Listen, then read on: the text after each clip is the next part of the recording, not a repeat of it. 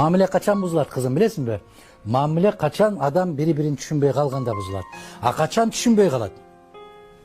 Качан түшүнгүсү келбей калганда. А качан түшүнгүсү келбей калат? Киши жактырбай калганда. А качан жактырбай калат? Экөөнүн ою эки жака кеткенде. А качан эки жака кетет? Экөөнүн деңгээли башка-башка болуп калганда. Бирөө ааламды көбүрөөк түшүнүп, экинчиси азыраак түшүнүп калганда ортодо ажырым пайда болот. Ажырым пайда болуп, бул башка ааламдын кишиси болуп калат, бул башка дүйнөнүн кишиси болуп калат. Экөө ортосунда бири-бирине түшүнүк пайда болбойт. А түшүнбөгөн нерсеге ишениш кыйын.